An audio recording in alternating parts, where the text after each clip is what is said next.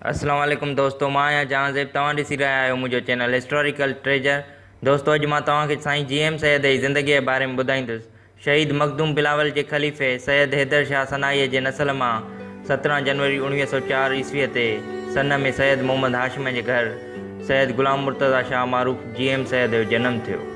GM. Syed शुरूआती सिंधी मास्तर धर्मदास, मास्तर रेवाचंद ऐं मास्तर वसणमल वटि पढ़ियो।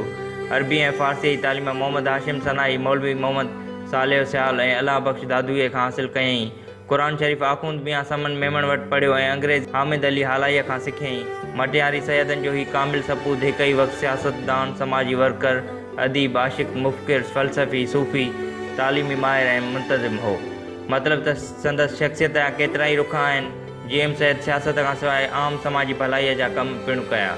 1920 ईस्वीअ धारे याने 16 सालनि जी ॼमार में ख़िलाफ़त कॉन्फ्रेंस लाड़काणे में हकीम मोइनुद्दीन खनियारिन वारे सां गॾिजी शरीक थियो, जंहिंखां हिकु महीनो पोइ सन में हकीम फ़तेह मोहम्मद सेवाणीअ जी सदारत में ख़िलाफ़त कॉन्फ्रेंस मुनक़िद कयईं। 1924 ईस्वीअ में अंजुमन सादात मटियारीअ जो बुनियादु विधईं। 1925 ईस्वीअ में तालके लोकल बोर्ड मांझंद जो रुकुन ऐं पोइ सदर बणियो। 1929 में ज़िले लोकल बोर्ड कराचीअ जो वाइस प्रेसिडेंट ऐं कुझु वक़्त लाइ प्रेसिडेंट पिणु चूंडिजी वियो। उन अरसे में आम भलाई जा पिणु केतिरा ई कम कंदो रहियो, जिन में ग़रीब शागिर्दनि में तालीम आम करणु, रस्ता ऐं अस्पतालूं ठाराइणु, सन स्टेशन ताईं पको रस्तो ठाराइणु, ज़नाना ऐं मर्दाना स्कूल खोलणु, कराचीअ खां कोटड़ी ऐं कोटड़ीअ खां मंगी पीर ताईं पका रस्ता ठाराइणु ऐं कराची जी लोकल बोर्ड इमारत ठाराइणु शामिलु आहिनि।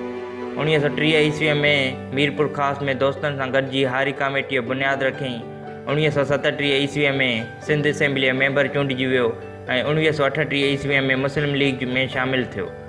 1940 ईस्वीअ में ऑल इंडिया मुस्लिम लीग जे मजलिस आमला जो रुकुन बणायो वियो। 3 मार्च 1943 ईस्वीअ ते सिंध असेंबलीअ मां पाकिस्तान जो ठहराव मंज़ूर करायईं, जिन सां असूली इख़्तिलाफ़ करण करे मुस्लिम लीग मां ख़ारिज कयो वियो। उन खां पोइ अवामी पार्टी ऐं अवामी मुआज़ जोड़ियऊं। 1955 में वन यूनिट ठहियो त उन ख़िलाफ़ जिदोजहद जे जुर्म में खेनि गिरफ़्तार करे जेल मोकिलियो वियो। 1956 ईस्वीअ में अवल पाकिस्तान असेंबलीअ मेंबर चूंडिजी वियो। 10 अक्टूबर 1958 जे मार्शाला में खेनि गिरफ़्तार कयो वियो। जी.एम. सैयद शुरूअ खां वठी हर प्लेटफॉर्म ते सिंध जे मुफ़ाद खे मुक़दम रखियो। पाकिस्तान ठहण बाद सिंध ऐं सिंधियुनि जी सूरत हाल वधीक उबतर थींदो महसूसु कंदे जी.ए. सिंध जो नारो अख़्तियार कयईं। 4 मार्च 1972 ईस्वीअ ते सिंधु देश लाइ जिदोजहद ऐलान कयईं ऐं जी.ए. सिंध माज़ नाले नई पार्टीअ जो बुनियादु पियो। जी.एम. सैयद जी तहरीर ऐं तक़रीर नए नस्ल में सिंध लाइ लाज़वाल मोहबत पैदा कई।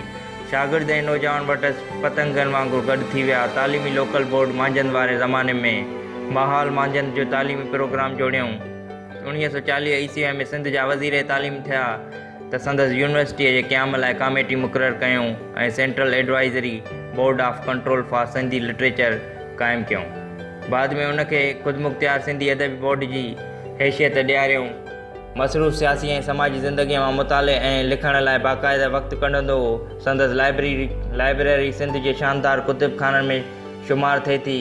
पाण मज़हब, तसौफ़, सियासत, तारीख़, जाग्राफ़ी ऐं शख़्सियात समेत मुख़्तलिफ़ मौज़ूअनि ते 60 खां वधीक किताब लिखियऊं। पहिरियों भेरो पैगाम लतीफ़ लिखी शाह अब्दुल लतीफ़ भिटाई जे शाइरीअ जा अनेक नवां रुख साम्हूं आंदईं। संदसि अहम किताबनि में पैगाम लतीफ़, ख़ुतबात सैयद, पंहिंजे कहाणी पंहिंजी ज़ुबानी, दियारे दिल दास्तान, मोहबत जीअं ॾिठो आहे मूं, सिंधु देश शो ऐं छाजे लाइ, जदीद सियासत जा नवां रुतन, सिंधुअ जी साझा, जुंब गुज़ारियम जिनसी, रिहान ऐं साड़ जा सिंगार वग़ैरह शामिल आहिनि। सिंध अक्सर किताबनि ते सरकार बंदिश हणी छॾी हुई। सिंधु ॻाल्हाए थी संदसि आख़िरी तसनीफ़ आहे।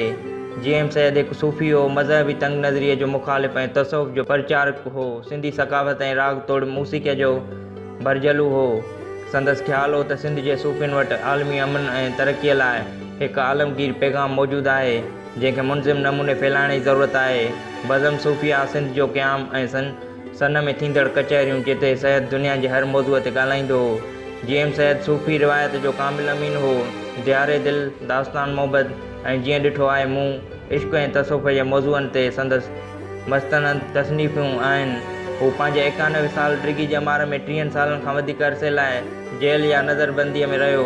हिन जो प्रचार हो त सिंध हज़ारें साल क़दीम सक़ाफ़त जी मालिक आहे, जंहिंखे आज़ादु मुल्क रहण जो हक़ु हासिलु हुअणु घुरिजे ऐं सिंध खे हिकु आज़ादु स्कॉलर, सोशलिस्ट ऐं इंसान दोस्त देश बणिजणु घुरिजे।